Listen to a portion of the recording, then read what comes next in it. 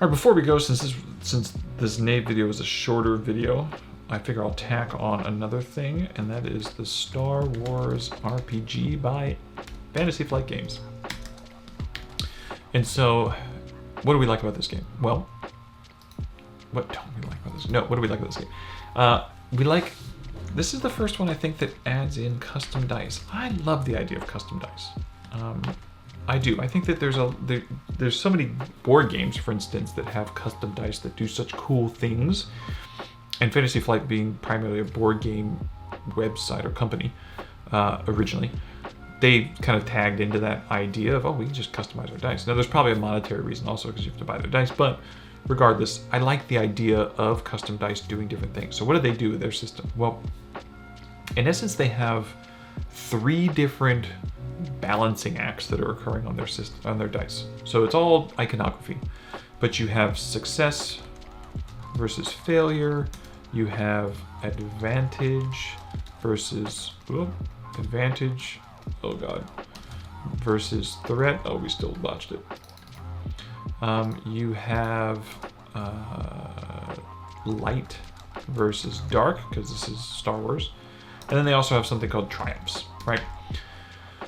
So what does this all mean? There's a lot of words here. These are all binary icons. So a success versus a failure, in essence, it's like the check might be challenge rating 2, where that means that I have to have 2 successes, meaning that if I rolled 4 successes and 2 failures, the net is 2 successes because I've got 4, I've got 2 of these cancel, left with this.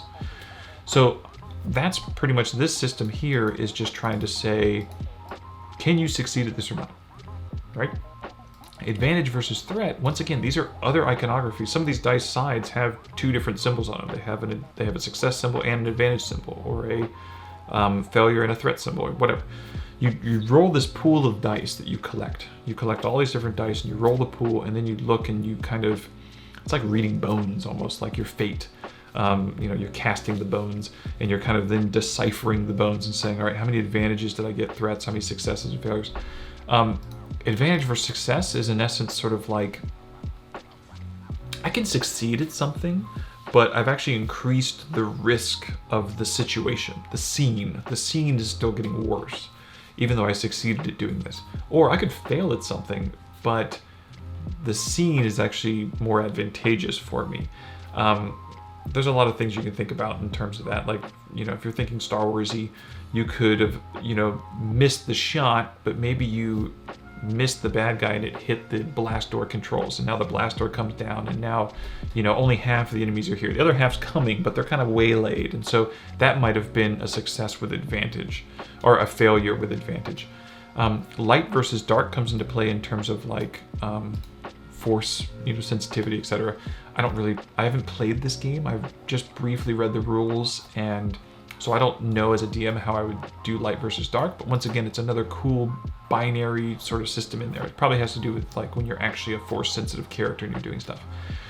And then a triumph is a special symbol that's very unique, that what it does is it counts as a success.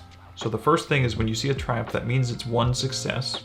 So if I rolled 2 success symbols in a triumph, that means I have 3 successes in terms of calculating success versus failure. But it also means that I can now trigger a special ability. So my character sheet might have special unique abilities that when I have a triumph showing on the dice, I can spin that triumph to now do this ability. So that's cool. I like that you have a possible pool of abilities that are available to you, that if you roll certain sides of the dice, it's going to happen. You can now enact it. That can be kind of cool. I think that's a cool concept. So I like that these custom dice, they have a lot of role-playing potential in them. It might be the only thing I could say could be an issue with this is that I would think that this could be very tough for a DM to kind of calculate this, Punnett square of success, an advantage success, and a threatened success, and an advantage failure, and a threatened failure. I don't. If you're a newer DM, maybe that's tough, unless you're a really good storyteller by nature, and then maybe it's super easy. They have soak values. This is similar to that toughness concept in Savage Worlds, where I like that idea that when you get hit, it doesn't necessarily mean that you just take all of the damage. There's a difference between your AC and then how much damage you take. And so the soak value, I think it's similar to toughness, where yes, you hit me, but now your damage, it's like damage reduction. You have a natural damage reduction, or a damage reduction, a number they're trying to get over to do damage to you. So yeah, damage reduction. And the other thing, they have these class trees for their force and destiny book. So there's, if you don't know the Star Wars RPG, there's like 3 settings. There's like Age of Rebellion. There's like something like which is more you're the scoundrels and people on the Rift, like sort of Firefly-ish. I forget that one's called. And then there's Force and Destiny, which is more you're actually like the Jedi type stuff.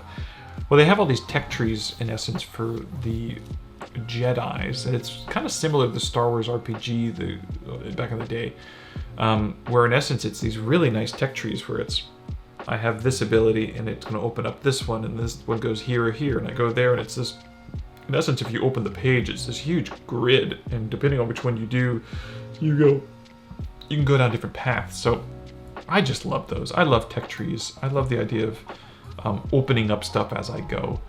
I think in future videos, if there's cool stuff like this, I'm going to bring up the visuals. So I'm probably going to do that for the next couple ones. So that's Star Wars. I tagged that on a Nave because I think both of these were kind of shorter videos. And so there you go. Please subscribe, like it, send it to your friends, get people chatting, get in the comments, talk about what we're talking about. If there's other mechanics in any of these games that you've liked that maybe I didn't highlight and you have a reason why it's awesome, tell me why it's awesome. That'd be great. All right, guys, see ya.